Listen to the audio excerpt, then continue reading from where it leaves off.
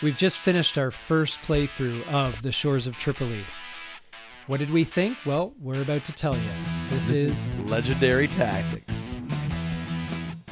So, what'd you think? Well, it was interesting. It seems it's the game really has ebbs and flows. I found there's parts where you just kind of feel like it goes. It's like there's really intense moments, and then it kind of lulls for a bit. I could see that. I mean, I think that then, as the again, this is our first playthrough, and I think the more you get to know the game, it's probably likely that you you get to know which cards are probably coming up, which moves to do to avoid them. Yeah, I mean, because there isn't a ton of cards to sort of be aware of. I think once I got those reinforcement cards through, where I was reinforcing Tripoli in troops, and suddenly I had a massive force. You're going to have to bombard. The assault on Tripoli might have actually won it for you. But it would have been been like the battle for Dern. It would have been massive. So, yeah, and it just timing starts to really creep up on you too. The timer of the game. Well, you've only got 24. You're going to only play 24 cards the whole game. So, there's not a lot of, and the one thing I did not do in my first real walk through the game was the whole land battles. I didn't do a land battle till actually the very last play of the game. Well, again, I mean, it's a new game for both of us. I don't know if I played the pirate raids particularly well. You certainly got out in front with naval superiority and just literally crushed me. There was nothing I could have done. I could have discarded a card to build one Corsair in Tripoli.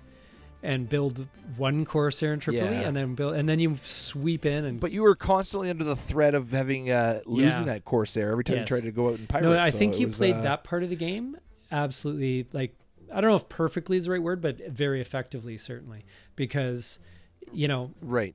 There was just I tried to just smother you with that, but you were able to still break out at different points. Yeah, but you pushed me back, you crushed me, and I had no navy to speak of at the end, so.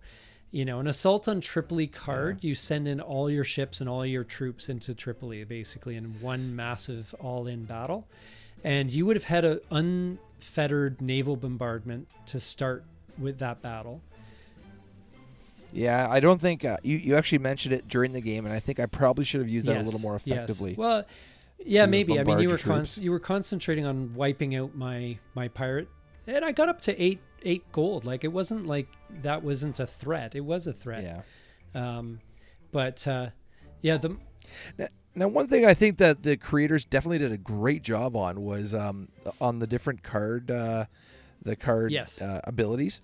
So there's some abilities that are really situational, but then you have to be able to either use those to your advantage in other ways, or if the situation presents, then you've got this great card. So it's kind of a neat. They really kind of thought that through pretty well. And the timing of the core cards, I think, for example, your Jefferson card, it worked, but I don't know. Maybe in a future game you'll save that one for a bit later. I mean, if you.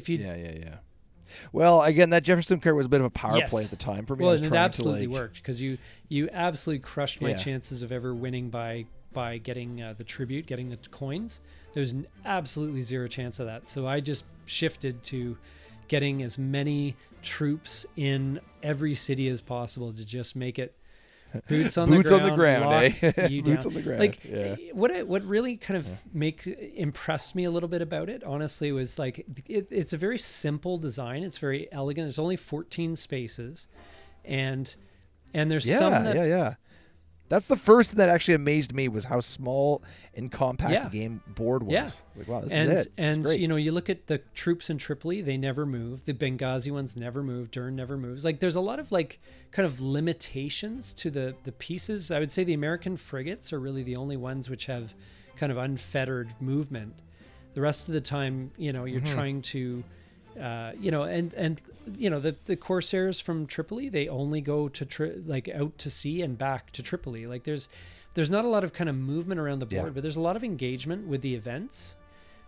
And I didn't feel like it was totally on rails. And it's almost the subtlety of the game that really shines in this one. Like, it's the subtleties you do, right? So it's like jabs and blocks, right? So it's kind of it's very cool. Yeah, and I think it probably. I mean, I don't know much about the history. This is something that happened when Jefferson was president, I believe, and it was part of the foreign policy at the time, and so I don't know much about it, but it seems like it was very interesting kind of time in history. So, and I think it likely reflects it pretty well, at least in the feel of it, whether it recreates the events.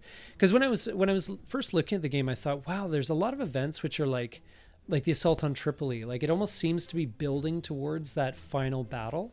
And it reminded me of a perhaps little known game called Quebec 1759, where you can play out the game, but usually most games end with a giant battle in the city of Quebec. Like, you know what I mean? Like, there's a lot of it builds up to this. Yeah, like there's some variation in there, but eventually, usually the last turn is a giant battle, and that's how I felt this kind of ends up. Unless one player or the other gets really lucky, it kind of ends up in that giant battle. Or probably should. If you're like a savvy American player, you should probably be building up for that, assault on Tripoli with the send in the Marines card as reinforcements and just go for broke. Yes, yes, go for broke, right? I mean, there is an element of luck in the game for sure. The die rolling, right? And that's the eternal debate. Whether the die rolls even out in the end, which in this, I felt your luck felt a little bit worse, but you did get some lucky moves there. I here agree. And there. I was about to say, when I roll 14 die and I hit once, that's a little bit punishing. Although you needed a 6, right? So if that means you're going to roll 1 hit every 6 die. So maybe you should have had at least one more hit. 2.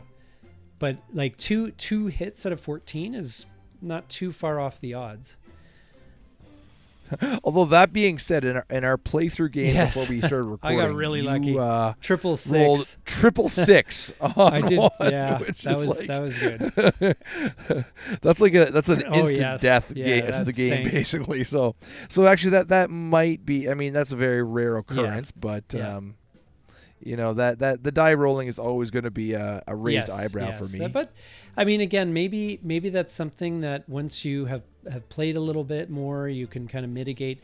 There's other games out there like Labyrinth or what have you, which has a lot of die rolling. I was just thinking of that, and if you talk to Volko, he would say that that's going to all work out in the end. Whether a given roll works out doesn't mean that your luck on the average won't be. You'll have on the whole a giant victory the next battle. But I thought there was, like, even for your first play, there was some really good stuff you did. I think maybe crushing my pirate fleet into the dirt might not have been the best use of resources after a certain point. I think it was something where pivoting more to Tripoli than bombarding Tripoli.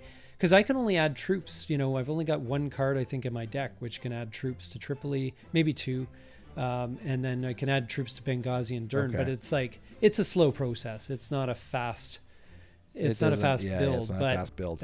Luckily, I was able to do that, and then it made once we got into the last year, there really wasn't a lot you could do. Yeah, and I mean, I could have definitely played for the draw. Yeah, no, that's fine. You got to go for gold. You play to win, right? You play to win. Yeah, so, and to be honest, there wasn't a lot of upside for me in going to that Dern battle, but because even if it did beat you, it didn't really matter. It would have still meant a draw. So it probably was a foolish play in the end. But why not? I mean, I wanted to see what a land battle was like, to be honest. You didn't have the Tripoli card anyway, right?